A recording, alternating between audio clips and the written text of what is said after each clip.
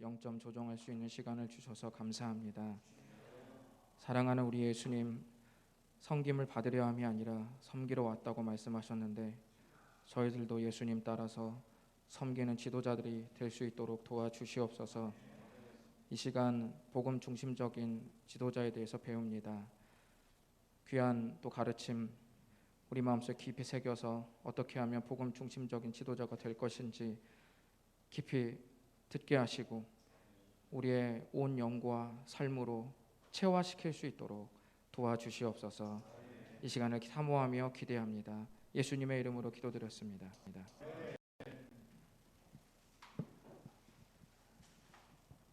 네, 우리 박수로 강사님 맞이하시겠습니다.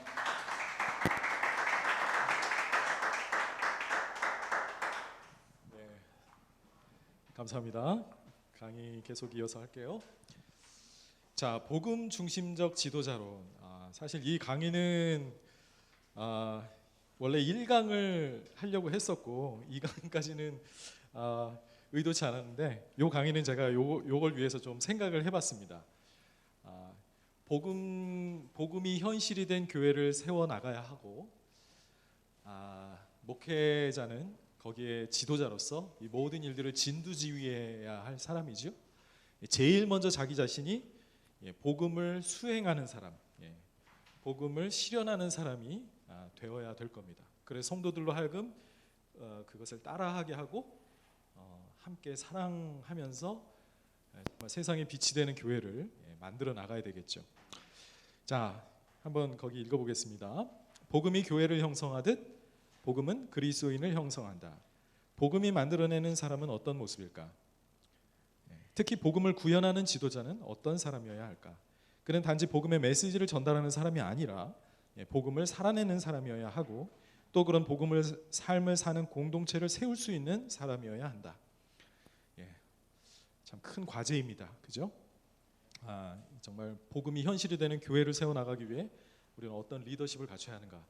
사실 여기 있는 논의는 충분한 것은 분명히 아닐 겁니다. 여러분들이 더 집에 가서 오늘 제가 드리는 거에 좀 자극받아서 집에 가서 더 좋은 묵상들을 하시고 또 현실의 적용점들을 찾아보시면 좋을 것 같아요.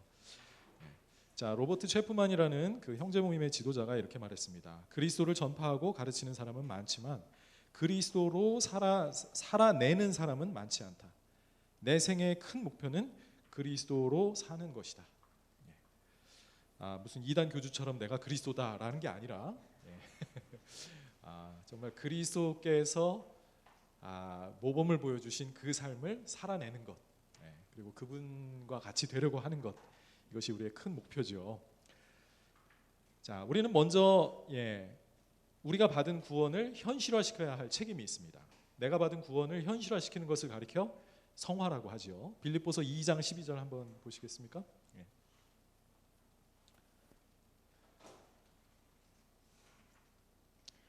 두렵고 떨림으로 너희 구원을 이루라는 말씀입니다. 잘 아시죠? 자, 여기서 너희 구원을 이루라? 아니, 이게 뭐 내가 할 수 있는 일이란 말인가? 내가 내 힘으로 구원을 이루라는 뜻은 그럴 리가 없겠죠. 사람이 어떻게 자기 힘으로 스스로를 구원할 수 있겠습니까? 그런 뜻이 아니라 이미 1장 6절에서 너희 안에 착한 일을 시작하신 이가 그랬죠. 복음의 은혜를 주시기 시작한 그 은혜가 너희 구원을 현실화시키라는 뜻입니다. 그러니까 work out이라고 이제 영어로 번역되는데 하나님의 은혜를 주셔서 내 안에서 영생의 삶이 시작되는데 그거를 실제로 구현시켜라, 인바디하라 라는 얘기죠. 그것은 쉽지 않습니다. 복종해야 되고요. 하나님의 말씀에 복종하고 두렵고 떨림으로 with fear and trembling 하나님의 복음이 정말 내 마음, 내 삶에서 현실이 되도록 정말 두렵고 떨리는 마음으로 그것을 실현시켜 나가라는 이야기입니다. 복음이 내 삶에서 현실이 되는 모습은 어떤 모습일까요? 바로 이것이 성화의 삶이라고 하겠습니다. 구원이 내 삶에서 이루어져가는 과정으로서의 그런 구원이죠. 그러니까 칭의로 다 끝난 것이 아니라 잘 아시겠죠? 이미 하나님의 말씀이 나를 깨끗하게 하셨고 나를 의롭다고 하셨지만 실제로 의롭게 살고 실제로 거룩한 삶을 살아가야 되는 그런 책임이 나에게도 있습니다. 그러니까 하나님의 은혜가 나를 분명히 불러주셨고 나를 이끌어 가십니다. 그런데 거기에 대해서 내가 반응하는 삶, 내가 해야 할 몫이 있습니다. 그러니까 성화의 분량이 다 차이가 나는 거죠. 사람마다 얼마나 주님의 은혜에 내가 반응하는가. 이건 율법주의가 아니에요. 이건 순종이죠. 순종인데 순종이 율법의 행위가 아닌 이유가 여기 있습니다. 자, 여러분, 그래서 메시지와 삶은 하나입니다. 내가 말하는 말과 내가 하는 삶을, 내가 보여주는 삶은 사실 하나입니다. 자, 1번에 설교자 자신이 메시지를 실천해야 합니다. 여러분, 헤든 라빈슨의 강해 설교 너무 유명하죠? 제가 배울 때는 1판을 가지고 배웠는데 헤든 라빈슨이 2판을 쓰면서 제가 기억하기로는 어쩌면 이 설교의 정의를 바꾼 것 같아요. 자, 헤든 라빈슨의 강해 설교 정의를 한번 읽어볼까요? 같이 시작. 강해 설교란 본문이 주어진 맥락에서 역사적, 문법적, 문학적 연구로부터 끌어내고 전달되는 소통으로서 성령께서 먼저 설교자의 인격과 경험에 적용하고 그 다음에 설교자를 통해 청중에게 적용하신다. 아마 헤든 라빈슨 교수님도 이렇게 설교를 오랫동안 가르치고 연구하다 보니 이게 설교자의 삶과 인격으로부터 이 설교가 분리되는 게 아니구나. 이 설교자 자신이 이 메시지 자체를 살아본 적이 없는 걸 말할 수가 없구나. 이런 말을 해봤자 이 말은 설교로서 이거는 소용이 없고 역사하지 않는구나라는 걸 아신 거죠.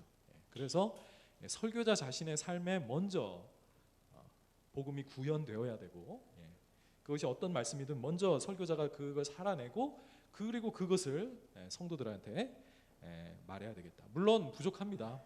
그래도 설교자가 설교의 말씀을 자기 자신에게 먼저 적용하려고 해야 된다라는 거죠.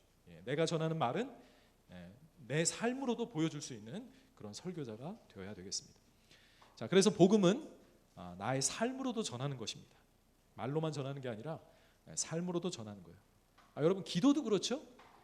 기도도 내가 구하는 것이고 또 구하는 대로 내가 행해야 합니다. 구하는 행동을 하라는 거죠. 그러니까 기도와 삶이 분리돼서 하나님께 간구만 하는 것이 아니라 그 간구가 이루어지도록 내 삶을 또 그렇게 드려야 합니다. 자, 복음은 삶으로 전해져야 합니다. 우리는 실제 살아있고 호흡하며 우리 주변에서 걸어다니고 손과 발을 가진 인간 본보기가 필요하다. 바로 예수를 따르는 제자들 말이다. 이것은 본질이며 대체될 수 없다. 살과 피와 뼈를 갖고 살아있는 예수의 본보기는 잠재적인 제자들에게 가장 중대한 준거 틀을 제공한다. 준거 틀이란 말이 좀 어렵나요? 기준점이 되어준다. 예수님의 제자란 예수님 믿고 따르는 삶은 이거구나라는 것을 몸을 가진 사람이 직접 퍼포먼스, 직접 보여주어야 한다라는 것. 예수는 눈으로 살아 보이는 복음의 메시지를 제시하십니다. 예수님은 어떻다고요? 예수님도 몸을 입고 오셔서 그 공생애를 사신 이유는 바로 뭐예요? 우리로 하여금 그리스도인의 삶은 이런 거야라는 것을 몸으로 우리에게 직접 보여주신 거라는 것입니다. 아리스토텔레스가 이렇게 말했다고 합니다. 우리는 우리가 실천하는 것이 된다. 우리는 우리가 실천하는 것이 된다. 자, 그렇다면 우리에게 있어서 사실 복음을 구현하는 그런 지도자는 사실 예수님을 본받는 것입니다. 이걸 여러분이 이미 힘써 오신 일이라고 생각을 합니다. 자, 우리 마가복음 1장 1절만 한번 볼까요? 그래서 이 복음서가 바로 우리에게 복음의 현실을 가르쳐주는 그런 책이 됩니다. 자, 함께 읽어보겠습니다. 시작. 하나님의 아들 예수 그리스도의 복음의 시작이라. 그래서 사복음서가 복음이라는 이름이 다 붙여졌다고 해요. 자, 마가복음에서 하나님의 아들 예수 그리스도의 복음, 시작입니다. 그러니까 마가는 자신의 적는 예수의 생애 전체가 복음이라고 생각했다는 말이죠. 예. 자, 결국 그렇다면 우리가 배워나가야 할 복음은 이렇게 압축되고 요약된 예수님의 죽음과 부활만이 아니라 예수님의 공생의 전체가 우리에게 있어서 하나의 복음이라는 겁니다. 그것은 그러니까 한마디로 예수 그리스도를 알아가는 것, 예수 그리스도를 따르는 것, 제자도죠.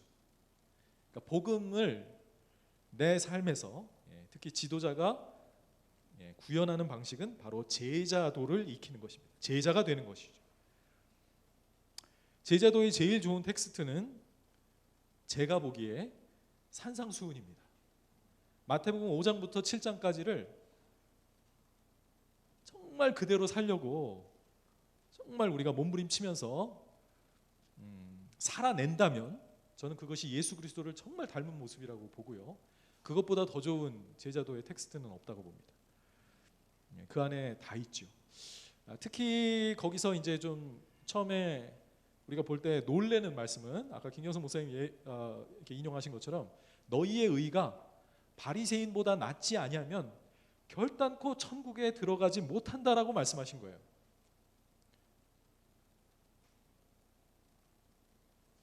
이게 복음이라고? 뭐 도대체 지금 예수님 무슨 말씀하시는 겁니까? 라는 질문이 나오지 않아요? 네.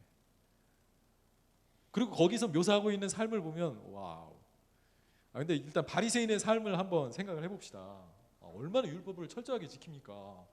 시장에서 사온 그 야채의 10분의 1까지 드렸대요. 일주일에 2번 금식한답니다. 한 끼라도 굶어봐요.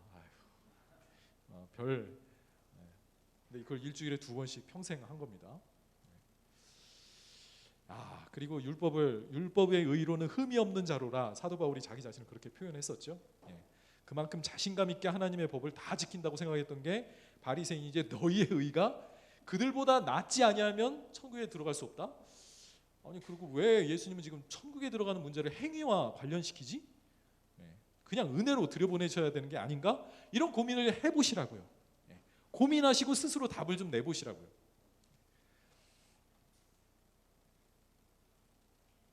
바리새인에게는 그러나 큰 문제가 있죠. 복음서를 읽어보면 알지만 그들은 겉으로는 깨끗했지만 속은 회칠한 무덤이라고 한 것처럼 속에는 썩어가는 그런 부패한 마음을 청산하지 못했습니다. 그러니까 내면적인 마음으로부터의 그 새로워짐은 오직 성령님만이 주실 수 있어요. 그래서 이게 보면 이 지금 산상수훈에서 말하고 있는 이 차원 높은 삶은 사람의 힘으로 육신의 힘으로는 도저히 안 되는 거구나.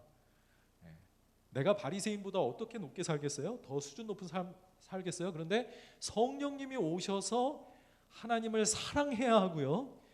하나님을 사랑하면서 살다 보니 어느 순간 되돌아보니까 와, 내가 지키고 있는 경건의 수준과 그 의로움이 어느덧 바리새인을 능가하고 있네 라고 깨닫게 되는 겁니다.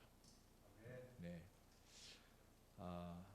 그래서 예전에는 산상수훈이 내가 죄인인 걸 보여주는 텍스트로 읽었어요. 그런 적도 있어요. 이거 굉장히 잘못 읽는 겁니다. 산상수훈은 하나님의 백성들을 지키라고 주신 텍스트지 내가 죄인이라는 그걸 보여주는 새로운 어떤 십계명이 아니에요.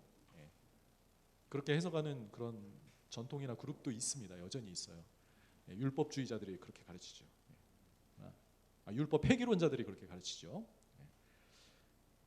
자, 그래서 산상수훈을 계속 들여다보시고 묵상하시고 성도들과 함께 그걸로 예수님의 제자로 사는 그 길을 함께 정말 격려하시면서 같이 가셨으면 좋겠습니다.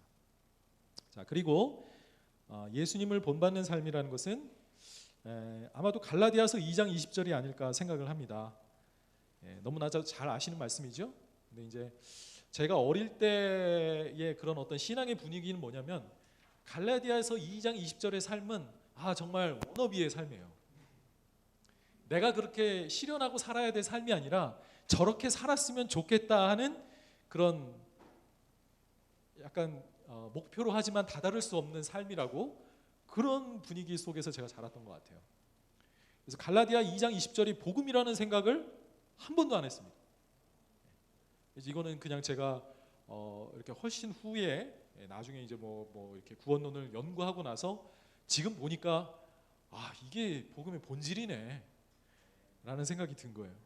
갈라디아서 2장 20절은 복음이고요. 복음의 본질입니다. 다 아시죠?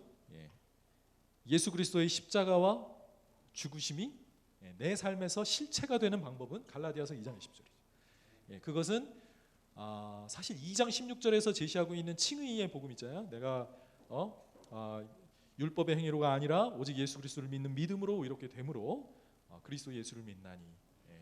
이는 또 똑같은 말이고 율법의 행위로는 의롭다 할 자가 없느니라. 그것과 지금 칭의를 가르치는 것과 성화가 서로 모순되거나 이렇게 그런 게 아니라 그냥 사실은 같아요. 똑같은 예수님의 십자가와 부활을 두고 사도 바울이 지금 가르치고 있습니다. 그리고 그거에 대한 믿음으로 말미암아 우리의 성화가 이루어짐을 가르치고 있습니다. 근데 칭의의 관점에서는 예수님의 십자가의 죽음이 나를 위한 죽음이라고 할 때 대속을 강조합니다. 대속, 대리속죄. 그죠? 내가 죽어야 할 그 죽음을 그리스도께서 나의 죄가 내 죄로 인해 받아야 할 형벌을 하나님의 심판과 저주를 하나님의 아들이 대신 감당하셨다라는 그런 측면이죠. 그런데 우리가 거기서 놓치지 말아야 할 것은 그리스도는 나를 위해 죽으셨다고 할 때 그것이 나도 그 안에서 함께 죽은 것이다. 그러니까 그리스도의 죽음과 내가 거기에서 동일시되어야 하는 그런 것임을 깨닫게 됩니다. 그러니까 인류의 죄를 예수님이 다 자기가 짊어지고 가셨을 때 그분이 나를 위해 죽어줬으니 나는 안 죽어도 된다. 이게 아니라 우리도 그 안에서 함께 죽는 것이다. 이게 침례잖아요. 그죠? 침례 의식 때 여러분 그리스도 함께 죽고 살아났다라고 다 선언을 하지요. 그래서 우리는 처음부터 이 사실을 좀 잘 가르쳐야 될 것 같아요. 갈라디아서 2장 20절은 나의 워너비 구절이 아니라 이것이 바로 나의 신앙의 출발점이다. 그리스도께서 내 모든 죄를 대신 가져가셨다.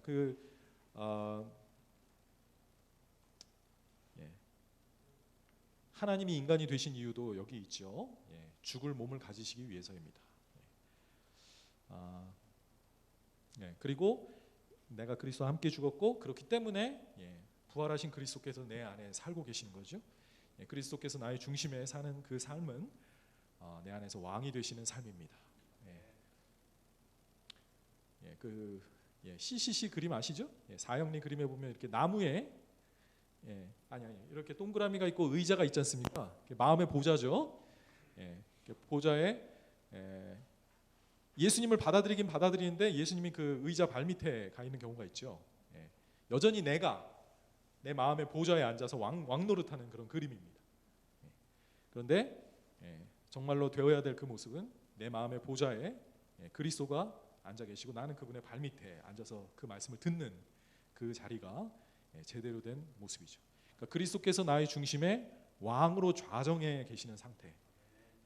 그래서 그리스도께서 내 안에 사신다라고. 그러니까 내가 하는 말이, 내가 하는 행위가 정말 예수님의 말을 하고 예수님의 행동을 하는 것처럼 이렇게 되는 것. 그런데 그게 다가 아니고 사도 바울은 거기서 나를 사랑하사 나를 위해 자기 몸을 내어주신 하나님의 아들을 믿는 믿음이라고 했습니다. 나를 사랑하사 나를 위하여 1인칭으로 묘사한 그 사랑 속에 나를 사랑하사 나를 위해 자기 몸을 내어주셨다라는 그 표현이 있잖아요.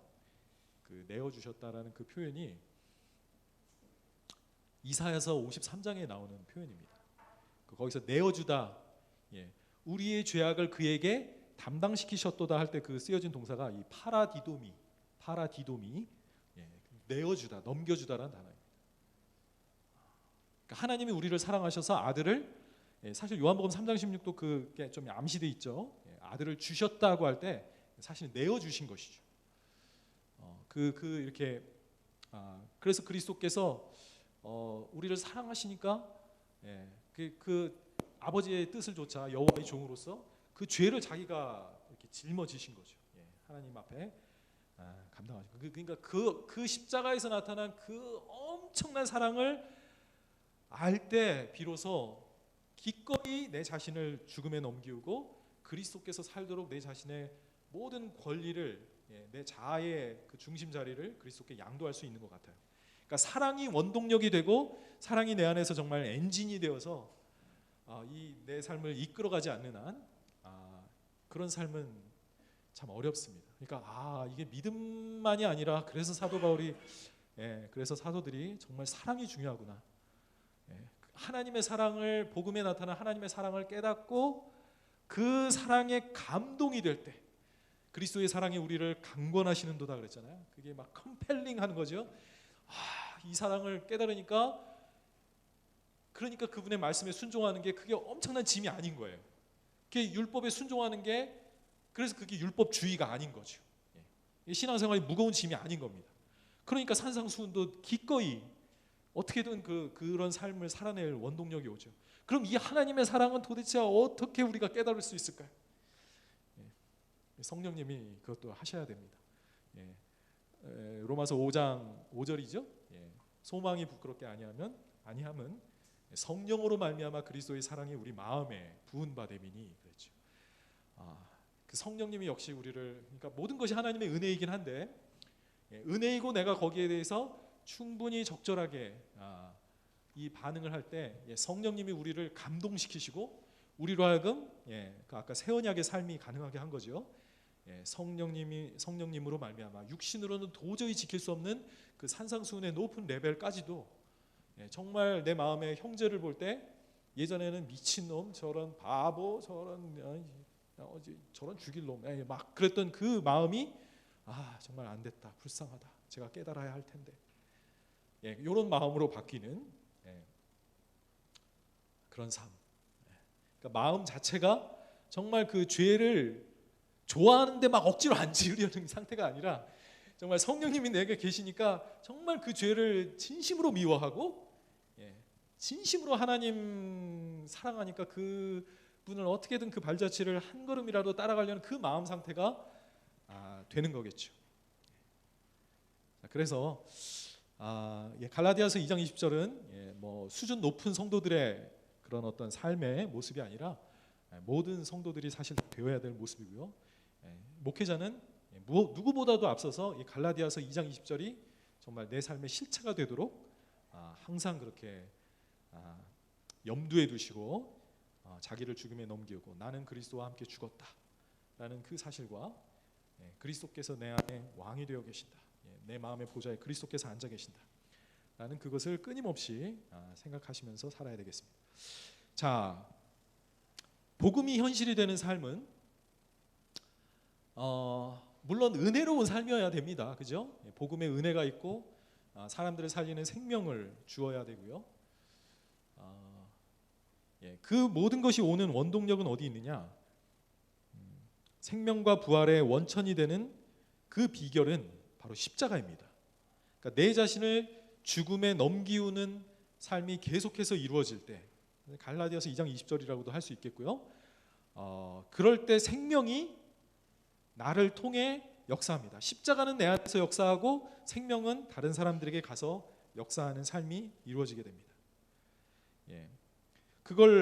그 십자가를 여러 가지 방식으로 표현할 수 있겠죠. 순종이라고 할 수 있을 것 같습니다. 빌립보서 2장 8절인데요. 물론 성육신 부분에서도 뭐 인용할 거지만 그냥 여기서 다 인용할게요. 빌립보서 2장 5절부터 11절까지 보겠습니다.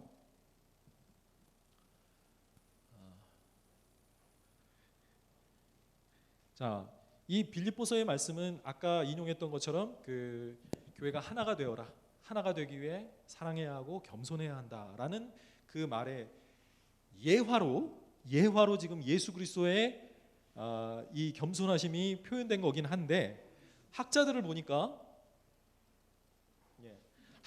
말을 보니까 사실 이 빌립보서 전체가 이 빌립보서의 이 본문이 바울의 마스터 스토리래요. 바울이 가지고 있는 최고의 이야기고요. 빌립보서는 이 예수님의 이 스토리에 대한 익스텐디드 커멘터리, 확장된 주석이다 이렇게 설명을 하더라고요. 그러니까 빌립보의 아주 그 핵심이 바로 2장 5절에서 11절이네요. 갈라디아서 2장 20절의 확장판이라고도 할 수 있겠죠. 이것이 또 우리의 삶에 내면화가 된다면 진정으로 우리는 복음의 사역자라고 부를 수가 있을 것 같습니다. 일단 한번 잘 아는 말씀이지만 그래도 또 한번 읽어보겠습니다. 그는 근본 하나님의 본체시나, 자 여기 하나님의 권리가 있죠. 그는 하나님이십니다. 본체라는 말 형상인데 그건데 하나님과 동등, 하나님 그 자체시라는 얘기죠. 그냥 흉내만 낸 그런 모습이 아니라 본체시라는 거예요. 그러나 하나님이신데 하나님으로서의 동등된 어떤 권리를 취한다는 건 자기의 유익을 위해 가져온다는 거예요. 자기의 유익을 위해 이용한다는 얘기예요. 나 하나님이야. 그래서 하나님의 권리를 자기가 다 누리려고 하지 않고 자기를 비워 종의 형체를 가지사 사람들과 같이 되셨고 사람의 모양으로 나타나사, 성육신이죠. 자기를 낮추시고 또 죽기까지 복종하셨으니 곧 십자가에 죽으심이라. 순종. 자, 그럴 때 하나님이 그를 지극히 높여 모든 이름 위에 뛰어난 이름을 주사 하늘에 있는 자들과 땅에 있는 자들과 땅 아래에 있는 모든 자들로 예수의 이름에 무릎을 꿇게 하시고 모든 입으로 예수 그리스도를 주라 시나요. 여기서 이제 결정적인 이 구원의 고백이죠. 예수 그리스도를 주라 시나요. 로마서 10장 9절과 같고요. 아까 얘기한 듯이 굉장히 정치적인 발언이고 목숨을 내건 발언입니다. 예수 그리스도는 주님이십니다. 시인하여 하나님 아버지께 영광 돌리는 신앙 고백을 하게 하셨습니다. 저기 아이패드 좀 또 한 번만 딱 한 번만 보여주시면 되겠습니다. 자, 그래서 우리의 삶은 결국 이 십자가를 지는 거, 죽음의 고난으로 나 자신을 낮추는 그런 삶이라고 할 수 있겠습니다. 사도 바울이 지금 본인의 사역 속에서 계속 하고 있는 것도 이거예요. 자, 하나는 하강입니다. 이거는 예수님께서 하나님과 동등하신 분이 동등됨을 취할 것으로 여기지 않고 자기를 비워 종의 형체를 가져 사람들과 같이 되었고 사람의 모양으로 나타나시면 죽기까지 복종하셨으니 십자가에 죽으심이라. 완전히 낮아지셨죠. 그랬을 때 그 다음 일은 뭡니까? 그 다음은 하나님께서 그를 지극히 높여 모든 이름 위에 뛰어난 이름을 주사. 자, 예수님께서 걸어가신 그 길은 바로 고난, 순종, 겸손, 자기 비하 또는 비움, 죽음, 십자가죠. 이렇게 낮아질 때 하나님이 그를 존귀하게 하시고 부활이죠. 승천입니다. 승리죠. 권세. 모든 이름이 그의 이름 앞에 무릎 꿇게 하셨습니다. 영광입니다.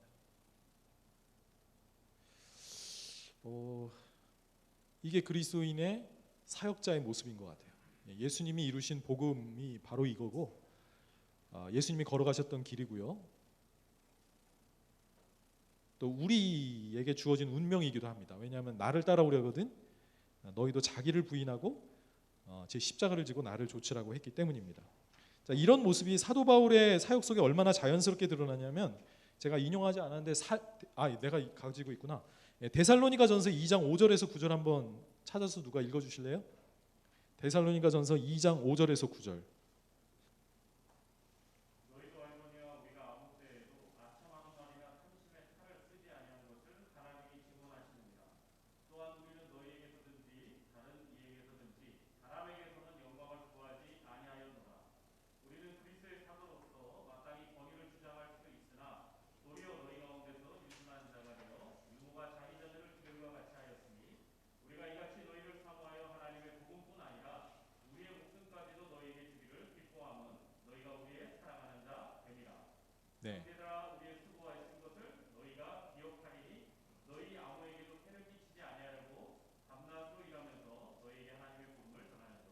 사도 바울이 자기의 어떤 사역을 묘사하는 그런 장면 속에서 자연스럽게 거기에 십자가에 대한 묘사가 있습니다. 거기서 사도로서 마땅히 뭐뭐 할 터이나, 그죠? 사도이기 때문에 마땅히 존중받아야 될 텐데 그렇게 하지 않고 어떻게 됐대요? 유순한 자가 되어 너희를 양육했다라고 합니다. 예수님의 이런 자기 비움과 그런 겸손함과 그런 섬김이 자연스럽게 사도 바울의 그 말들 속에 곳곳에 들어가 있어요. 굉장히 많아. 일일이 다 찾아볼 수가 없을 정도로 많습니다. 자, 그래서 우리에게 필요한 것은 바로 이런 십자가의 길을 자원해서 걷는 것이라고 할 수 있죠. 이것이 고난인 줄 알지만, 그래서 내 권리를 누릴 수 있지만 나의 것으로 취하지 않고 내 자신을 비우고 겸손하게 낮은 자리, 섬김의 자리, 종의 자리로 가는 것이라고 할 수 있겠습니다. 우리 고린도후서 4장 5절도 한번 찾아서 읽어주실까요?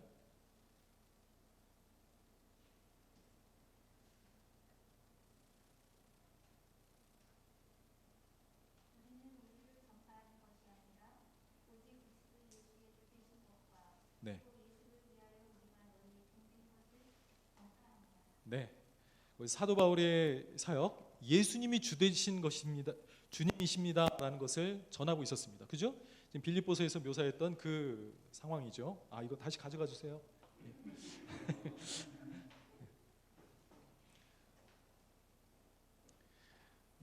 그리고 거기에 플러스해서 뭘 얘기했대요? 우리가 그분을 위해 너희의 종이 된 것. 그것이 바로 사도 바울의 사역을 보여주는 말씀이라고 생각을 합니다. 그래서 고린도후서 4장 12절 한번 볼까요? 그 밑에. 그래서 또 한번 읽어주세요. 누가?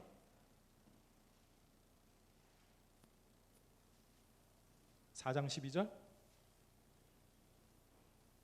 그런즉 사망은 우리 안에서 역사하고 생명은 너희 안에서 역사합니다. 네, 그렇죠. 11절부터 보시면 우리 살아있는 자가 항상 예수를 위하여 죽음에 넘겨짐은 예수의 생명이 또한 우리 죽을 육체에 나타나게 하려 함이라. 그러니까 이 하강과 이 상승의 역사가 항상 사도 바울의 마음속에 있었던 겁니다. 그러니까 그리스도 예수를 본받는 것이 그의 사역의 원리이기도 했던 거예요. 그죠?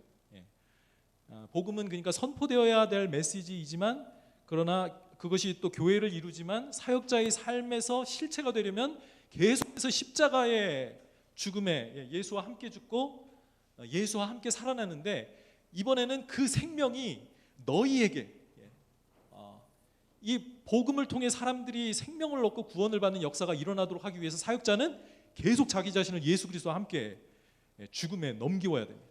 그래서 결국 전하는 건 뭐예요? 나는 당신들의 종입니다. 예수님을 주님으로 섬기십시오. 나는 당신들의 종입니다. 그러면서 섬기는 자세로 계속 내 자신을 낮추는 것. 이것이 이렇게 할 때 다가 아니죠.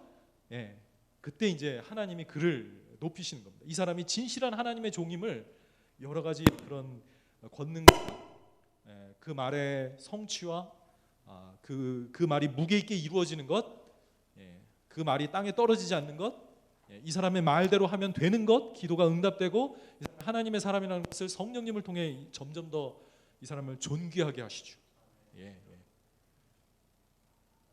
네. 자, 빌립보서 3장 10절에서 12절 한번 보겠습니다. 제가 좀 잘 이해를 못하는 구절이기도 한데 여러분들이 좀 같이 생각해 주세요. 사도 바울 참 이상한 분이에요.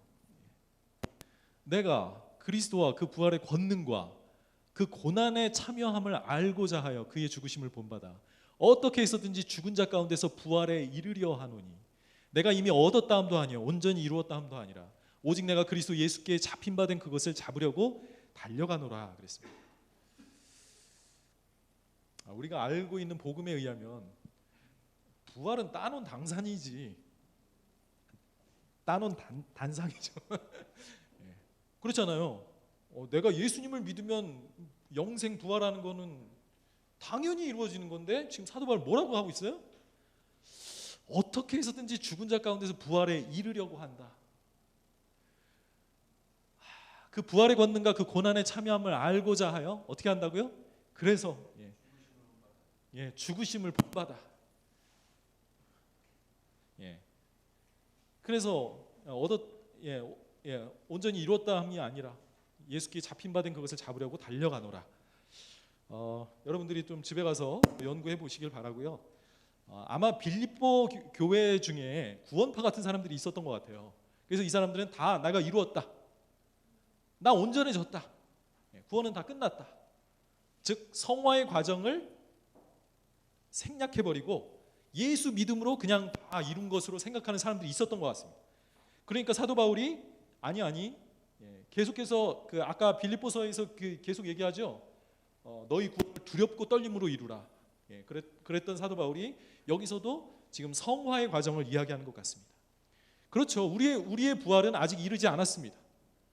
주님이 다시 올 때 우리의 몸이 부활하게 되죠. 영생의 부활을 입게 되는데, 이것이 구원의 완성이고 아직은 이것이 우리에게 나타나지 않았습니다.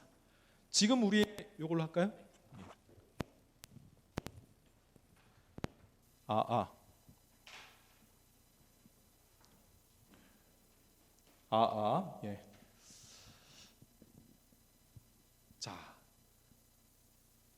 그래서 사도 바울은 지금 구원이 아직 자기가 다 이루어지지 않은 과정에 있음을 빌립보 성도들에게 자꾸 리마인드를 시키는 것 같아요.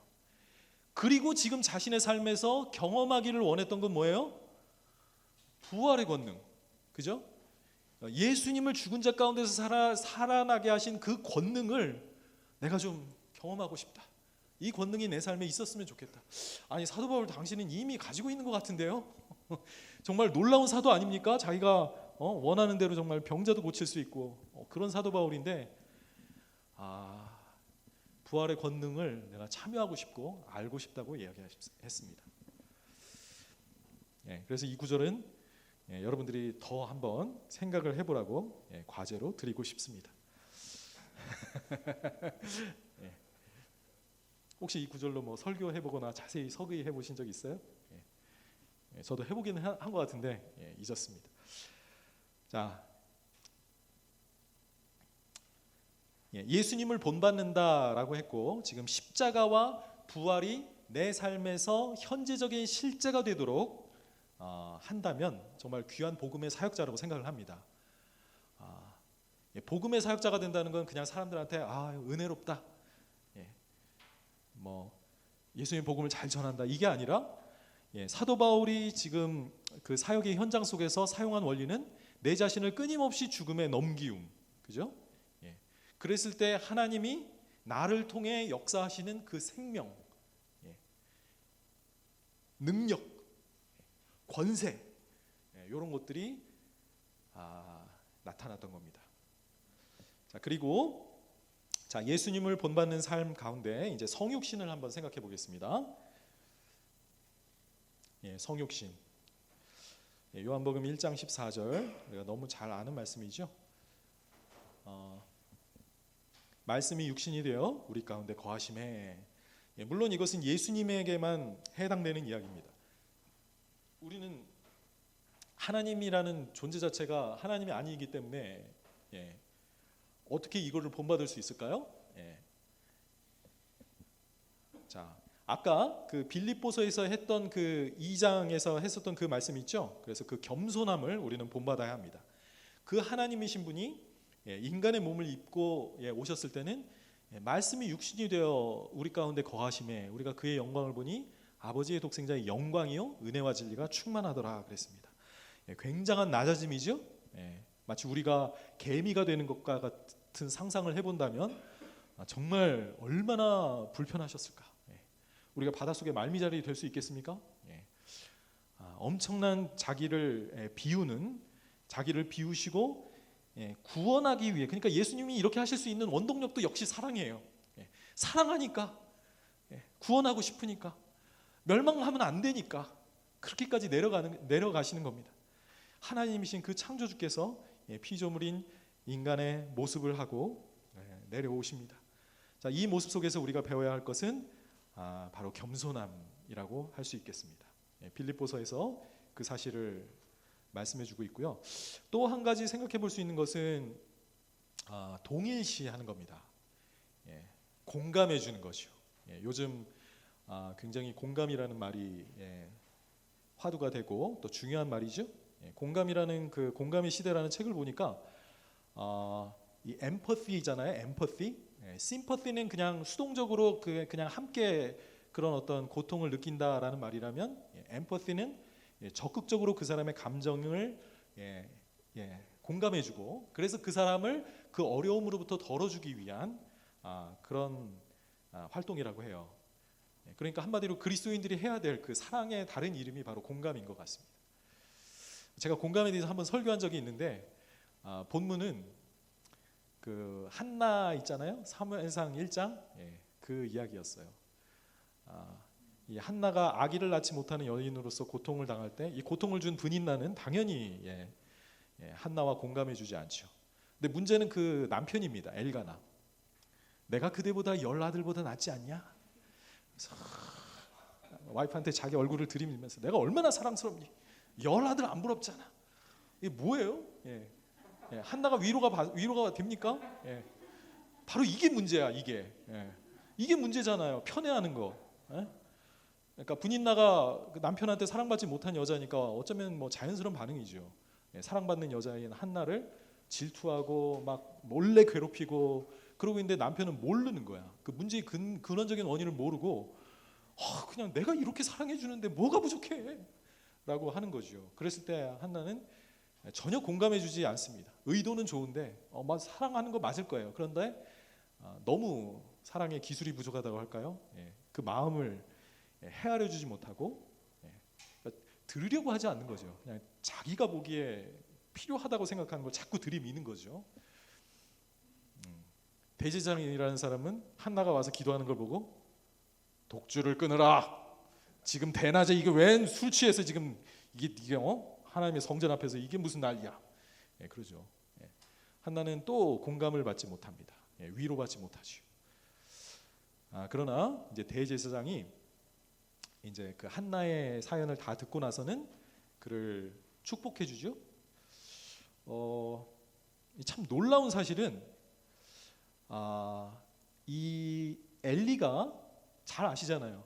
좋은 제사장이 아니에요. 알죠? 그 아들들 뭐 이렇게 완전히 그 뭐라 그럴까요? 패역한 아들들, 하나님의 율법을 뭐 대놓고 어기고 자기들의 유익을 위해 고기 좋은데 자기가 먼저 찌르고 먼저 이렇게 딱 하고 뭐 성전에 있는 여자들하고 동침하기도 하고 뭐 난리도 아니죠. 그리고 본인의 몸은 엄청 비둔했대요. 그 시대에 그렇게 뚱뚱하다는 그거는 정상이 아니죠. 굉장히 살찌고 육식을 많이 했을 테니까 좀 찔 수도 있지만 심하게 절제하지 못한 삶, 그리고 눈이 어두웠다고 합니다. 이게 이제 결정적인 원인인데, 그러니까 이제 한나가 이렇게 울고 있는 것도 이제 이걸 잘 못 보는 거죠. 그러니까 볼 줄 모르는 겁니다. 그런 말이 있죠. 뭐 자세히 보아야 예쁘다. 그렇잖아요. 공감하는 거는 이렇게 자세히 들여다봐야 됩니다. 자세히 보면 이 사람의 고통과 슬픔이 보여요. 근데 대충 보거든. 우리 이상돈 목사님 반성하셔야죠. 저도 그래요. 이상돈 목사님 저하고 좀 비슷한 점이 많은데 저는 성도들의 이름을 많이 갈아치웁니다. 성은 맨날 바꿔요. 못 알아보세요? 저는 이름을 자꾸 까먹어요. 이름을 까먹는데 저는 진짜 이게 하나님 앞에 진짜 잘못하는 이유가 뭐냐면, 살아있는 사람의 이름은 이렇게 막 바꾸고 그러잖아요. 제가요, 책 제목하고 이 저자들 이름 있잖아요. 이건 정확하게 기억합니다. 목회자로서 참 이러면 안 되는데 이게 참 그러니까 저도 이렇게 남한테 공감하는 능력이 되게 부족해요. 누군가에게 말했지만 저는 참 그렇게 정이 강점일 때도 있어요. 아주 위험과 막 폭풍우가 닥쳐도 저는 쿨하게 있을 수 있습니다. 그러나 이 우는 자들과 함께 울고 기뻐하는 자들과 함께 기뻐하라는 주님의 말씀처럼 이 공감해 줄 줄 아는 거, 그것이 참 중요한데, 이게 바로 성육신의 원리 속에 우리가 겸손하게 마음을 낮춰야 되고, 또 이렇게 고난 당하는 자와 이렇게 마음을 함께 하는 거 있잖아요. 그런 사람이 그런 사역자가 되어야 될 것 같습니다. 엘리도 부족했지만 그러나 공감해 주었을 때 여기서 참 은혜가 되는 점은, 엘리가 그렇게 문제가 많은 사람이었음에도 불구하고 엘리가 말하는 대로 돼요. 이 엘리의 제사장으로서, 이스라엘의 대제사장으로서의 그 축복권이 작동하고 있었다니까요. 이 엘리라는 사람은 이렇게 자신의 가정도 관리가 안 되고 자신의 몸도 관리가 안 되고 엉망이었지만, 그 하나님의 사람으로서 하나님이 맡긴 일을 하나님의 뜻대로 수행하자 그 말이 그가 복 준 대로 그대로 복이 이루어집니다. 한나는 정말 임신을 했고요. 물론 한나도 믿음으로 받아들였죠. 그리고 그 다음에 또 한나를 축복해 주니까 5명의 자녀를 더 낳죠. 엘리의 축복대로 이루어집니다. 엘리는 그러니까 놀라운 권세를 가지고 있었던 거예요. 하나님은 여전히 은혜를 주고 계셨고, 이 대제사장 엘리를 통해서 이스라엘을 복 주시기 원하는 그 계획은 잘 진행되고 있었던 겁니다. 그러니까 우리 목회자들이 부족해도 아까 김경선 목사님 말씀하신 대로 담임 목사에게는 촉이 있어요. 왜? 그 교회의 담임 목사이기 때문에 하나님이 주시는 센스가 있다니까요. 필요를 보고 문제를 아는 그런 능력이 생겨요. 이건 부모에게도 마찬가지일 겁니다. 자기 자녀의 문제를 보고 그걸 인식하는 것은 부모인 연고로 그에게 그런 권세가 주어집니다. 예수님 때 대제사장도 뭐라 그래요? 한 사람이 대신 죽어 온 민족을 망하지 않게 하는 것이 이게 하나님의 뜻인 줄을 너희가 알지 못하느냐. 그랬을 때 요한이 뭐라 그럽니까? 그가 그때의 대제사장이었기 때문에 이것은 예언의 말씀이었다라고 하지요. 그렇습니다. 하나님의 뜻 가운데 하나님의 맡겨주신 자리에서 그 일을 수행하면 하나님이 거기에 필요한 권세를 주십니다. 비록 부족하더라도. 그 교회의 담임 목사 된 연고로 여러분에게는 엘리가 자기 백성을 축복했을 때 했었던 그 권세가 주어져 있었던 걸 보면, 엘리처럼 부족한 사람이라 할지라도 그 권세가 작동했던 걸 보면 여기 계신 목사님들은 충분히 그런 축복권을 사용할 수 있는 그런 권세가, 엑수시아가 다 있으신 걸로 사료가 됩니다. 그렇죠. 이 하나님의 사람으로서 이 권세를 가진다는 거, 이게 이제 예수님의 삶 속에도 이게 정말 있는 거잖아요. 이 권세를 가지고 내 유익대로 하면 이게 이제 권위주의가 되고, 정말 권세를 부리는 아주 악덕이 되지요. 그러나 이것을 내 뜻이 아니라 정말 하나님의 뜻대로 사람들을 구원하고 살리고 복 주는 일에 사용한다면, 엘리를 사용하셔서 그 한나에게 임신하게 하셨던 그 하나님은 지금도 우리를 사용하셔서 우리를 제사장으로서, 하나님의 제사장으로서 그런 일들을 우리를 통해 하게 하실 것 같습니다. 그 족장들이 가졌던 축복권이 있잖아요. 그 이삭도 비슷하죠. 엘리하고 눈이 어두워가지고 원래는 에서를 축복해야 되는데 어떻게 아버지가 그런 줄 모르겠어요. 아들을 헷갈려가지고 야곱을 축복합니다. 근데 그 말대로 돼요. 이삭 자신도 그걸 바꿀 수가 없대. 장난하는 거 아니에요. 그러니까 그 말에 자신의 모든 걸 걸고 말한 겁니다. 그리고 그 말대로 되는 거예요. 그래서 그렇게 장자권을 얻으려고 했던 거죠. 그 축복의 권리를. 그리고 그 권세가 아닌 게 아니라 야곱의 삶에 있죠. 야곱은 그러니까 지금 이 족장들의 삶에 주어지는 권세가 뭡니까? 하나님의 함께 하시는 삶.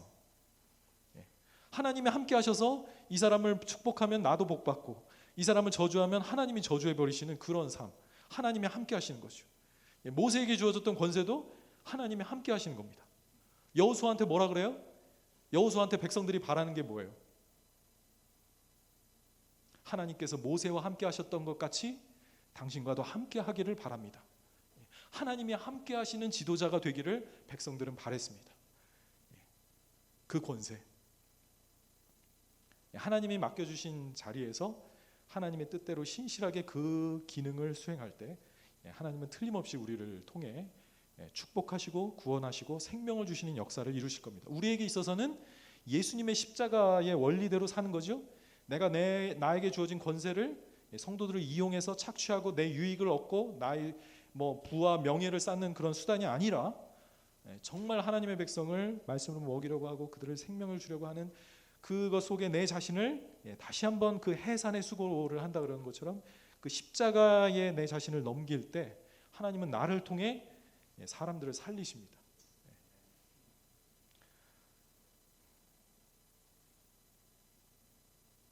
자, 그 다음에 예수님의 생애를 보겠습니다. 그러니까 예수님의 십자가와 부활, 성육신, 그러니까 이제 원래 순서대로 하면 성육신, 생애, 그 다음에 십자가 부활이지만 십자가 부활이 워낙 중요해서 제일 먼저 다뤘고요. 자, 예수님의 생애 속에서 우리가 본받아야 할 것은 하나님 나라의 현존입니다. 방금 말한 것처럼 어쩌면 하나님의 함께 하시는 삶이라고 하겠죠. 하나님이 함께 하시니까 그가 말한 대로 이루어지는 그런 삶. 사무엘처럼 그의 말이 하나도 땅에 떨어지지 않는 그런 사역자, 그런 설교자. 그렇게 하나님의 권세로 입혀주시는 그런 것이 어디서 나올까요? 성령의 권능입니다. 예수님께서 마태복음 12장 28절 한번 볼까요? 하나님의 나라에 대한 말씀이기도 하죠. 그러나 내가 하나님의 성령을 힘입어 귀신을 내어 쫓아내는 것이면 하나님의 나라가 이미 너희에게 임하였느니라.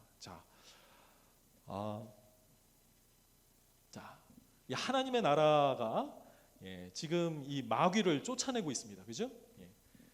이 영적 권세가 성령님이 오셔서 그런데 예수님은 성령의 능력으로 귀신을 내어 쫓습니다. 하나님의 아들이라도 성령님의 권세로 이런 일을 할 수가 있는 것이죠.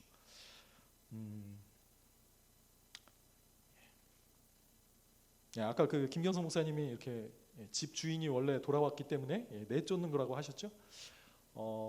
예수님이 나중에 가시면 이제 7 귀신을 내어 쫓는다. 방을 깨끗이 정리했는데 귀신을 내어 쫓으셨는데 귀신이 막 돌아다니다가 갈 데가 없어서 다시 돌아와 7 귀신을 더 부른다고 했죠. 그 이스라엘의 모습 아니겠습니까? 하나님의 아들이 오셔서 이스라엘에게서 이렇게 어둠의 세력을 물리치시고 빛을 비춰 주셨는데 불순종하고 하니까 다시 더 악한 귀신이 들어 결국 이스라엘이 멸망하게 되죠. 지금 이 본문의 관심은 이제 유대인들과 예수님 사이의 그런 갈등을 말하고 예수님 계속 거부하는 그런 지도자들의 모습을 보여주고 있습니다. 자, 하나님의 성령이 귀신을 내어 쫓는 권세를 우리에게 줍니다. 자, 그리고 그 권세는 어디에서 올까요? 아버지와의 연합에서 옵니다. 자, 예수 그리스도는 하나님 아버지와 연합되는 우리의 모델을 보여주십니다. 예수님과 내가 정말 일치된 삶, 하나가 된 삶을 예수님 자신이 모델로 보여주신다는 거예요. 자, 제가 읽겠습니다. 내가 아버지 안에 거하고 아버지는 내 안에 계신 것을 내가 믿지 아니하느냐? 내가 너희에게 이르는 말은 스스로 하는 것이 아니라 아버지께서 내 안에 계셔서 그의 일을 하시는 것이라. 자, 그러니까 예수님의 말씀도 아버지가 주신 말씀을 하신 것이고 예수님이 행하시는 그 놀라운 일들도 다 아버지가 보여주신 대로 아들이 행하는 거였습니다. 아들은 뭐 한 거예요 그럼? 그냥 순종한 거예요. 그냥 자기를 비우고 오직 아버지께서 일하시도록 자기를 내어드린 거죠. 내가 아버지 안에 거하고 아버지께서 내 안에 계심을 믿으라. 그분과 나는 지금 하나가 되어 있다는 사실을 네가 믿으라. 그렇다고 해서 아버지와 아들이 그냥 하나의 실체가 되었다는 게 아니라 아버지는 아버지대로 남아있고 아들은 아들대로 남아있기 때문에 아버지가 이런 관계로 묘사가 된 거죠. 주님과의 연합이라는 것도 그렇습니다. 나는 나로 남아있고 주님은 주님으로 남아있지만 주님이 내 안에 내가 주님이, 그러니까 내가 주님이 막 이렇게 막 용해돼서 하나가 되는 그런 식의 연합이 아니죠. 자, 내 안에 계심을 믿으라. 그렇지 못하겠거든 그 행하는 일로 말미암아 나를 믿으라. 내가 진실로 너희에게 이르노니. 자, 그러면서 이제 연합된 삶을 살아갈 때 어떤 일이 이르게 됩니까? 나를 믿는 자는 내가 하는 일을 그도 할 것이요 그보다 큰 일도 하리니 이는 내가 아버지께로 가미니라. 예수님이 지금 지상에 계신 것보다 하나님의 보좌 우편에 앉아 계시면 막 훨씬 더 큰 능력을 발휘할 수 있다는 거죠. 그리고 성령님을 보내주셔서 예수님이 지금 육신으로 계셨을 때보다 제자들은 훨씬 더 놀라운 일을 예수님의 이름으로 할 수 있다는 겁니다. 너희가 내 이름으로 무엇을 구하든지 내가 행하리니 이는 아버지로 하여금 아들로 말미암아 영광을 받으시게 하려 함이라. 이 모든 일은 예수님의 이름으로 됩니다. 내 이름으로 무엇을 구하든지 내게 구하면 내가 행하리라 그랬습니다. 하나님 나라의 현존, 내 자신이 바로 이 하나님 나라의 다스림을 받을 때 하나님의 통치에 내 자신이 철저하게 들여지고 온전히 그리스도가 내 안에서 살게 하실 때, 나의 말이 그분의 말이 되고 그분이 행하시기 원하시는 일을 내가 해 나갈 때 나에게는 어떤 것이 주어진다고요? 이 권세가 주어집니다. 예수님의 이름으로 행하는 나의 이 일 속에 권능이 주어지게 돼요. 그래서 그분의 이름으로 행하는 그 기도가 응답이 되고 하나님의 역사가 이루어지게 됩니다. 자, 하나님 나라의 성격을 보겠습니다. 로마서 14장 17절. 로마서에 하나님의 나라가 언급된 곳이 있는데요. 14장 17절입니다. 자, 함께 읽어보겠습니다. 시작. 하나님의 나라는 먹는 것과 마시는 것이 아니요 오직 성령 안에 있는 의와 평강과 희락이라. 사실 요거는 지금 음식 문제로 아까 얘기했던 그 음식 문제를 가지고 싸우지 말아라. 먹는 것과 마시는 건 중요한 게 아니다. 하나님의 나라는 어떻다고요? 성령 안에 있어요. 성령님이 계시는 곳에 하나님의 통치가 이루어집니다. 성령님이 역사하실 때 이것은 개인의 삶과 교회 공동체의 삶에 모두 다 드러나야 할 특성입니다. 그 세 가지는 뭐예요? 의와 평강과 희락입니다. 그냥 쉬운 말 기쁨으로 하지 왜 희락이라고 그러는지 모르겠어요. 평강도 좀 어려운 말인데 평화라고 하면 어떨까? 개역 성경이 좀 불편하게 어린 세대가 보기에 좀 어려운 말들이 있어요. 자, 의라는 게 뭘까요? 하나님의 나라와 그 의를 구하라 그랬죠. 하나님의 나라의 가장 큰 특징은 아주 주요한 특징은 의입니다. 자, 어떤 주석가는 이것을 칭의로 보고요. 다른 주석가는 공의로 봅니다. 둘 다 가능하다고 봐요. 뭐 굳이 둘 중에 하나 고통스럽게 선택할 필요가 없다고 봅니다. 우리는 의롭게 되어 하나님의 나라에 이렇게 은혜로 들어가지만 또 은혜로 들어간 그들의 삶 가운데 도덕적인 의가 이루어지게 되죠. 하나님의 나라의 특징은 의입니다. 정의로워야 되고 공의로워야 됩니다. 자, 그래서 우리가 교회 안에서 정말 거짓, 부패 이런 것들이 없어야 되는 이유가 여기 있죠. 하나님의 나라는 의로운 나라입니다. 하나님의 뜻이 이루어진 곳이죠. 자, 그리고 또 하나는 하나님의 나라의 특징은 뭘까요? 평강입니다. 평강이 바로 샬롬이죠. 샬롬입니다. 하나님의 나라는 샬롬인데요. 샬롬은 무슨 뜻일까요? 치유와 온전함을 말합니다. 제가 알기로 이 화평이라는 것은 모든 사물이 자신의 목적을 최고로 이루어진 그런 상태를 말해요. 가장 완전한 상태라고 할 수 있겠죠.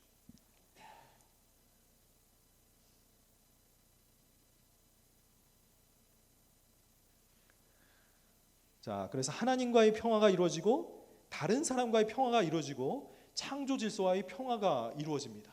그래서 교회는 평화와 화해의 공동체가 됩니다. 그래서 성경에서 이 평화가 이루어진다라는 거 곳곳에 많이 나와 있고요. 그래서 이 하나님의 교회는 샬롬이 있는 곳입니다. 모든 것이 제자리에 있어져야 될 그 모습인 거예요. 사람이 구원받았다라는 건 치유받았다는 얘기거든요. 인간이 원래 되어야 할 그 모습대로 바뀌어 있는 상태가 개인적으로는 평안인 거죠. 창조주 하나님의 피조물로서 그 하나님 창조주 하나님께 복종하고 있는 그 상태가 인간이 회복된 모습이죠. 그게 하나님의 나라입니다. 이게 제대로 된 인간의 모습으로 하나님이 원래 창조했을 때 지어진 그 목적대로 돌아와 있는 거죠. 온전해지고 회복되어 있는 그 모습이 바로 평강입니다. 제가 사도행전 11장 인용했는데 거기 옆에 사도행전 2장 1절에서 4절 적어두시면 좋겠습니다. 사도행전이 아니라 이사야 1장에서 4절. 모든 민족들이 여호와의 도를 배우자 하면서 시온산으로 모여드는 그 장면 속에 바로 평화가 온 세상에 평화가 이루어지는 그 말씀이 나와 있습니다. 에베소서 2장 14절은 아까 보았던 그 교회가 중간에 막힌 담이 헐어지고 유대인과 다 하나가 되고 거기서 평화라는 말이 에베소서에서 굉장히 많이 반복되죠. 하나님과의 평화뿐만 아니라 사람들 사이의 평화입니다. 그래서 하나님 나라가 정말 제대로 이루어지고 있는지는 정말 우리 공동체 안에 샬롬, 모든 것들이 회복되어 제자리를 잘 찾고 있는가, 이런 것으로 알 수 있겠습니다. 자, 그 다음에 마지막으로 기쁨이죠. 하나님의 나라의 모습은 기쁨의 나라입니다.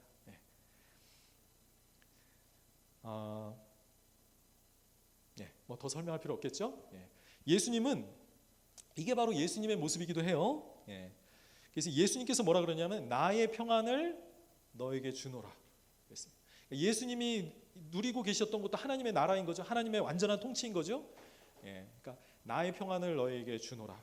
다락방 강화에서도 그렇게 말씀하셨고, 또 요한복음 15장 그 포도나무 비유에서는 내 기쁨을 너희 안에 있게 하려 함이라 그랬습니다. 예수님의 상태이고, 자, 우리가 주님의 통치를 받을 때 우리의 삶은 어떻다고요? 의롭고 평안하고 모든 것이 제자리를 찾았고, 그리고 마음에 기쁨이 있는 그 상태가 내가 하나님의 통치 가운데 온전히 살고 있다는 뜻이 되겠습니다. 그리스도의 평강이 너희 마음을 주장하게 하라. 빌립보서 4장 7절 아무것도 염려하지 말고 오직 모든 일에 기도와 간구로 너희 구할 것을 감사함으로 하나님께 아뢰라. 그리하면 모든 지각에 뛰어난 평강이 너희 마음과 생각을 지키시리라. 그리스도 예수의 그 평안이 기도할 때 모든 것을 하나님의 뜻에 맡겼을 때, 그리고 그걸 온전히 내가 신뢰할 수 있을 때 내 마음은 모든 지각에 뛰어나다는 것은 이해는 안 되죠. 지금 내가 이걸 걱정해야 맞는데, 두려워해야 맞는데, 지금 박해당해 순교당하기 직전인데 마음이 평안해. 하나님이 다스리고 계신 것이죠. 그런 평안, 그리고 기쁨, 그리고 의롭다고 은혜로 칭함받아 정말 실제로 도덕적으로 의롭게 사는 공의롭고 정의로운 그런 사람이 되어 있는 모습이 바로 예수님의 생애에서 우리가 배울 수 있는 하나님의 나라의 현존의 모습입니다. 그러니까 복음의 사역자는 복음이라는 것은 그죠? 예수 그리스도가 왕으로 통치하시는 삶 가운데 살아가는 거잖아요. 그렇다면 그 하나님의 통치가 내 삶에서 먼저 이루어져야 되는데, 바로 이런 성령의 권능이 있고 아버지와 너무너무 연합되어 친밀한 삶을 살고, 그리고 하나님의 나라가 내 삶에 이루어진 그런 모습이라고 하겠습니다. 자, 바울의 예를 한번 볼게요. 바울이 어떻게 정말 복음적인 사역을 했는가를 보여주는 곳이 이 짤막한 빌레몬서라고 생각을 합니다. 빌레몬서의 내용은 아마 좀 알고 계실 거라고 제가 믿고요.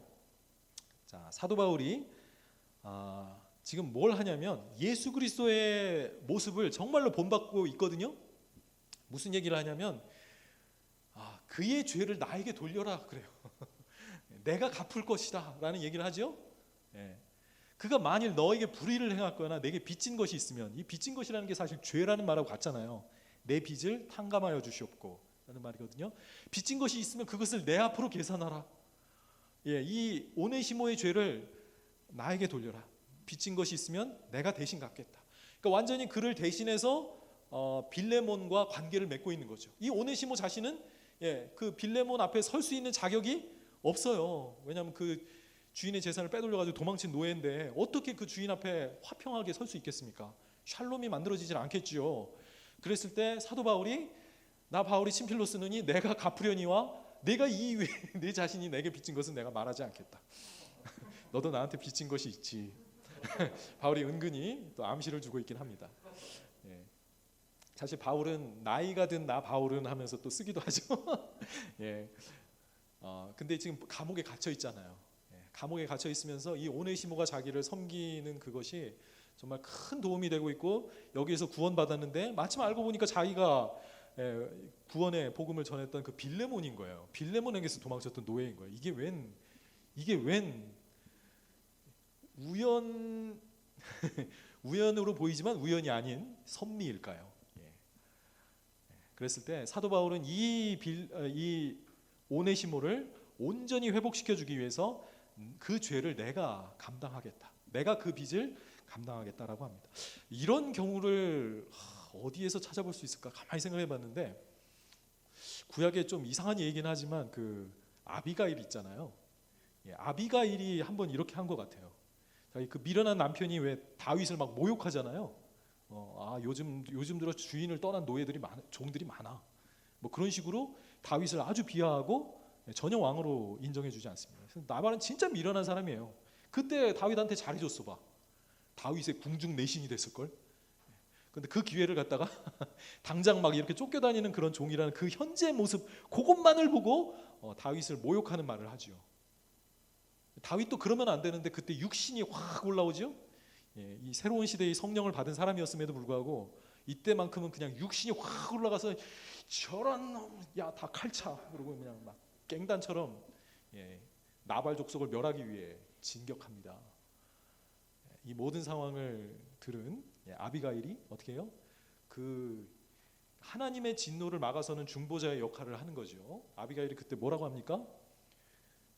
그 이름이 나발, 미련한 그 죄를 내게로 돌리소서 하면서 다윗 앞에 섭니다. 진짜 좋은 아내죠. 얼마나 좋은 아내입니까? 그 미련하고 이 무식하고 정말 그 자기만 아는 나발은 그렇게 생각했을까요?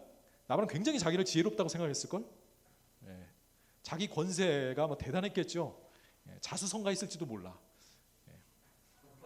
네, 어쨌거나 이 나발의 그런 모든 죄를 아비가일이 자기가 다 감당하면서 다윗 앞에서 그 문제를 해결합니다. 그리고 다윗의 진노를 잠잠하게 하죠. 일종의 속죄를 한 겁니다. 그랬을 때 다윗이 다시 칼을 탁 차고 너의 지혜를 칭찬하고 하나님께서 이 내 손으로 원수 갚는 것을 맡게 하신 하나님을 찬양한다 그러면서 돌아가죠. 그랬을 때 아비가일이 나중에 이제 하나님은 나발을 심판하시고 아비가일은 놀랍게도 다윗의 아내가 되는 그런 어마어마한 축복을 누리게 됩니다. 자, 대리 속죄를 했습니다. 우리도 이런 일을 할 수 있을까요? 목회자로서 내가 대신 회개할 자인 것처럼 회개한다는 말이 있죠. 히브리서에 보면 목회자들에게 더 짐을 지우지 말 것을 이야기하면서 그들은 마치 자기가 회개할 자인 것처럼 다른 사람의 죄인데 그 우리가 중보기도 할 때마다 정말 제사장이 되어 그들의 죄를 주여 짊어지고 대신 하나님 앞에 나가서 용서해야 되는 게 우리 목회자들이 해야 될 일이겠죠.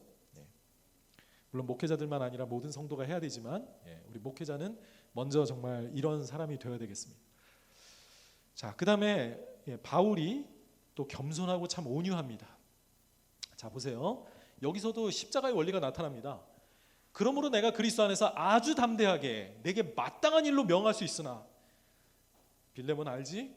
나 예수 그리스도의 사도, 네 영혼을 구원해 준 그 복음을 전해 준 사람, 영적인 아버지, 나 그런 사람이잖아. 당신과 나 사이에 그러면서 사도예요. 주님이 명하신 사도예요. 아주 담대하게 내게 마땅한 일로 명령할 수 있어요. 명령할 수 있는 권위를 가지고 있었습니다. 빌레몬과의 관계에 있어서. 그렇지만 그는 근본 하나님의 본체시나 하나님과 동등됨을 취할 것으로 여기지 아니하시고 자기를 비하한 것과 똑같죠. 그러나 사랑하기 때문에 내가 너에게 간구한다. 내가 너한테 요청한다라는 거죠. 그러면서 나이가 많은 나 바울은 지금 또 예수 그리스도를 위하여 갇힌 자 되어 있지 않니? 갇힌 중에서 낳은 그를 아들이라고 부릅니다. 오네시모를 위해 내가 내게 간구한다. 참 얼마나 훌륭합니까?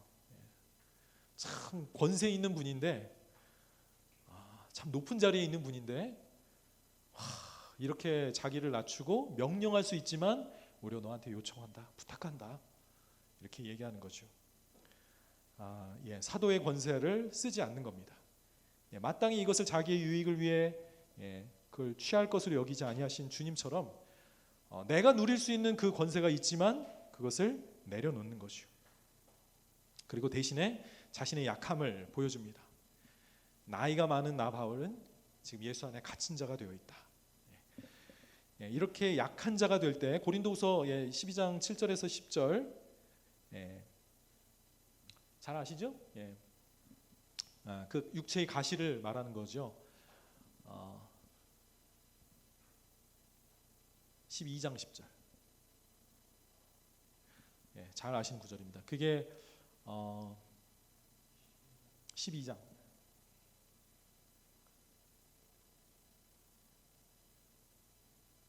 내가 약한 것들에 대하여 도리어 자랑한다. 그러니까 주님이 나를 자만하지 않게 하시려고 육체의 가시 곧 사탄의 사자를 주셨으니 이는 나를 쳐서, 누가 나를 쳐요?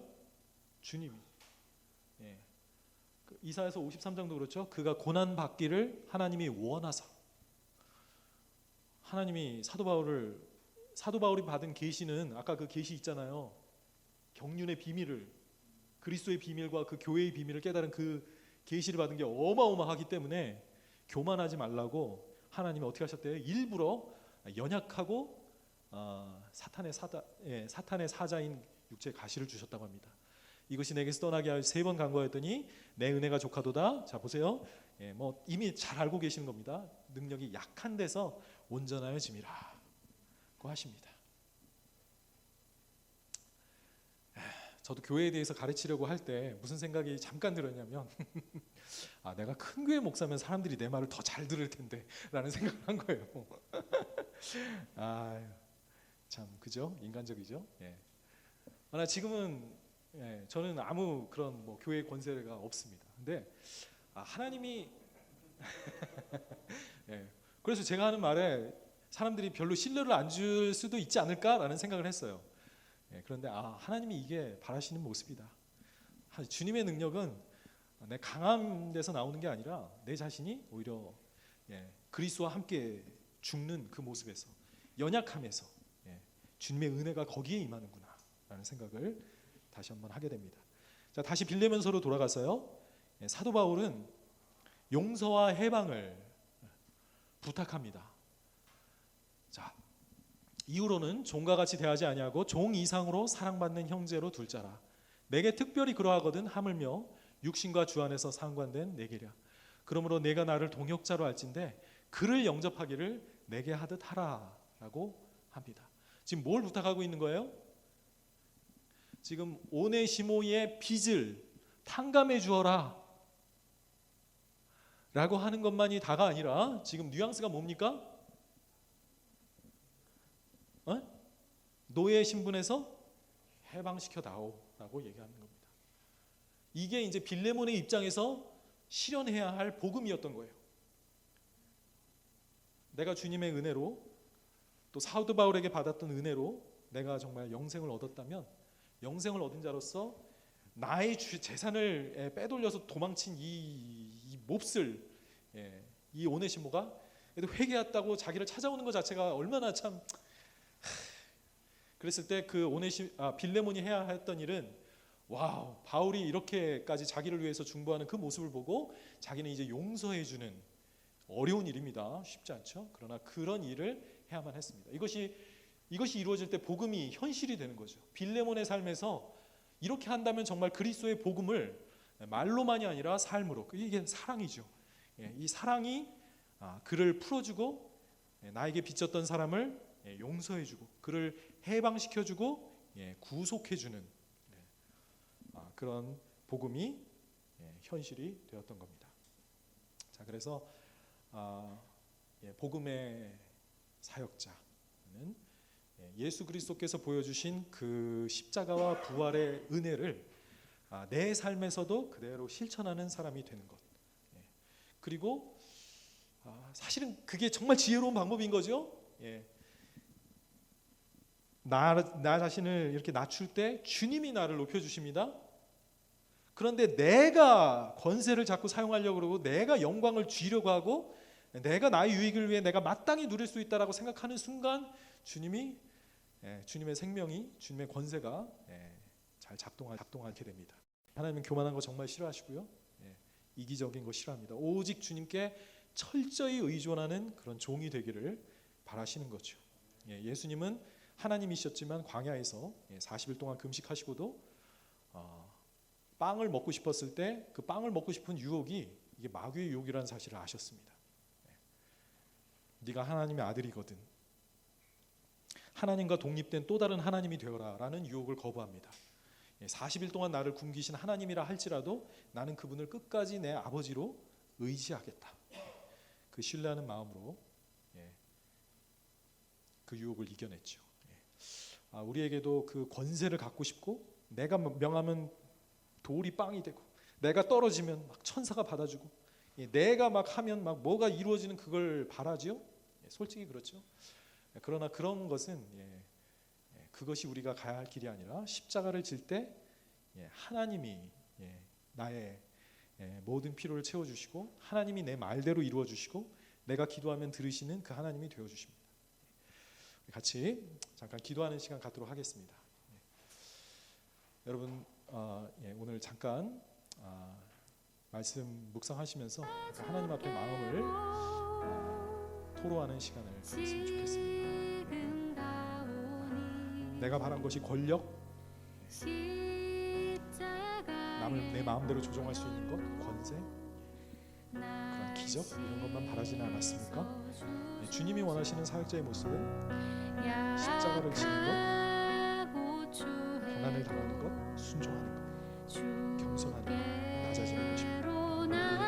모습 속에 하나님이 주실 수 있는 것을 내가 취하려고 한 모습은 없었는지 하나님 앞에 고백하면서 잠깐 기도하는 시간 갖도록 하겠습니다.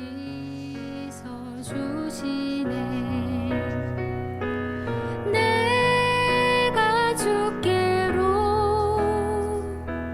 지금 가오니, 십자가의 보혈로 날 씻어 주소서.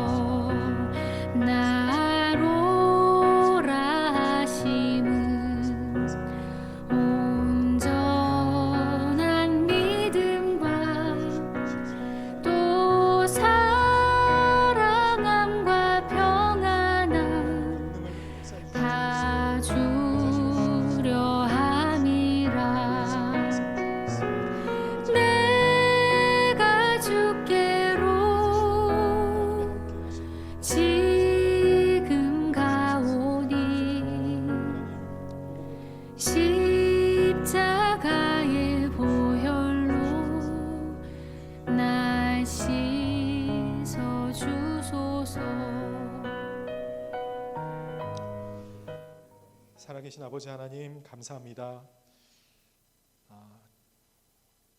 예수 그리스도를 닮는 것이 곧 복음을 우리의 삶에서 실현하는 모습임을 배웠습니다. 예수님이 걸어가셨던 그 길을 우리도 걸어갈 수 있게 도와주시옵소서. 내 힘으로 영광과 능력과 생명과 권세를 취하려고 하는 것이 아니라, 정말 사람들을 살리기 위해 내 자신을 희생하고, 또 기꺼이 십자가를 지려고 하고, 기꺼이 겸손한 종이 되어 섬기려고 하는 그런 주님의 사역자들 되게 하여 주시옵소서. 그럴 때 정말 주님의 놀라우신 권세와 능력이, 주님의 영광이 우리의 삶을 통해 드러날 수 있기를 원합니다. 주님, 조금이라도 더 예수님 닮기를 원합니다. 도와주시옵소서. 감사하신 예수님의 이름으로 기도드렸습니다. 아멘. 감사합니다. 네, 여러분들 늦은 벌써 저녁이 시간이 됐습니다. 정말 모두들 열심히 강의에 참여해 주셔서 너무나 감사드리고요. 몇 가지 광고 말씀드리도록 하겠습니다. 먼저는 오늘 오전에 우리 김경선 목사님과 이 오후 시간에 우리 최정규 교수님 너무나 큰 열광을 해주셨는데, 다시 한번 박수로 감사의 표현을 해주시면 좋겠습니다. 감사합니다. 네. 정말 감사하게도 이걸로 끝이 아니고 내일 오전에 한 번 더 우리 주 강사님의 귀한 강의가 준비되어 있습니다. 여러분 기대해 주시고 또 기도해 주시면서 기대와 기도가 우리에게 큰 감동으로 올 것이라고 믿습니다. 특별히 워크북 마지막 페이지 보시면 저희 선교회 출판사에서 우리 강사님들의 책을 출판한 책들이 있습니다. 우리 컨퍼런스의 메인 타이틀인 모든 사람을 위한 복음은 우리 김경성 목사님이 많은 사람들에게 복음을 전할 수 있는, 성경적인 복음을 전할 수 있도록 돕는 귀한 성경 공부 교재의 이름에서 따왔습니다. 그래서 여러분들 가운데 교회에서 여러분 성도들을 대상으로 양육을 하기를 원하고 또 복음을 전하는 길을 원하는 분들 계시면 이 모든 사람을 위한 복음 성경 공부 교재를 구입하셔서 복음을 전하는데 사용해 주셨으면 좋겠습니다. 특별히 영문판도 마련되어 있습니다.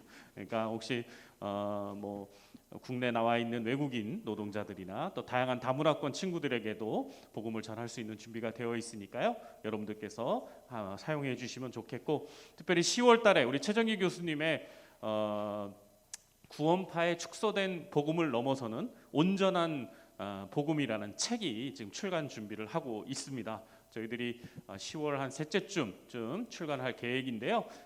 기대해 주시고 나오면 꼭 사서 여러분 읽어보시면 오늘 교수님이 못다한 이야기들이 아마 그 책에 다 충분히 기록되어 있을 거라고 생각이 됩니다. 오늘 마친 후에 기념사진 촬영이 있겠습니다. 앞에 나오셔서 간단하게 차량 한 번만 같이 사진 촬영해 주시면 좋겠고요. 저녁 식사 후에 어제처럼 나눔 모임이 있습니다. 우리 두 분의 강사님과 함께 나눔 모임을 가져주시면 되는데요. 멤버들은 바뀌지 않고 강사님만 바뀝니다. 그래서 어제 뭐 A조에 우리 김경선 목사님이 섬겨주셨으니까 오늘은 B조로 김경선 목사님 가시고 최정기 교수님은 A조와 함께 하는 건데 어제도 밖에 나가셔서 가지셨잖아요. 그것처럼 오늘도 자유롭게 여기서 하셔도 되고 밖에 나가셔도 해도 되는데 부탁이 하나 있는 건 12시는 넘기지 말아주시길. 어제 새벽 2시까지 아주 나눔을 하셔서 참 얼마나 좋았을지 제가 상상이 됩니다. 하지만 그 여파가 분명히 있습니다. 여러분들 모두에게. 그러니까 12시는 넘기지 말고 정하고 싶으시면 개인적으로 방에 들어가서 하시든지 그것까지 제가 뭐 어떻게 할 수 없으니까 우리 강사님들을 좀 국률이 여겨주시는 마음으로 12시까지만 붙들어 주시길 부탁을 드리겠습니다. 내일 아침 식사 7시 반에서 8시 반까지 준비될 겁니다. 저희 스태프들이 여러분들 맛있게 아침 식사 하시도록 많은 것들 준비해 놨는데 반이나 아직 남았다고 합니다. 뭐 남으면 선교사님들 드리고 가자고 했습니다. 여러분들 안 드셔도 되는데요. 언제든지 배고프시면 7시 반에서 8시 반까지 그 로비에서 2층 로비에서 드셔주시고 내일 마지막 강의는 9시 시작 아니고 9시 반에 시작을 하겠습니다. 왜냐하면 한 타임 강의만 하면 되기 때문에 9시 반에 시작할 테니까요. 여러분들께서 아침 식사 충분히 하시고 가방 다 정리하시고 가셔야 되는 분들 계시잖아요. 그런 분들은 정리 좀 하시고 뭐 방을 빼지는 마시고 그냥 정리만 하시고 그대로 두시고 강의 들으러 오시면 됩니다. 그리고 가기 전에 꼭 우리 스태프들에게 방 열쇠 반납을 해주시면 좋겠습니다. 박상목 목사님도 오늘 가시기 전에 우리 김세창 목사에게 방 열쇠 꼭 반납 부탁드리겠습니다. 자, 그리고 중요한 게 있어요. 참석 소감하고 궁금한 점 모서복 홈페이지에 꼭 남겨주시길 부탁을 드리겠습니다.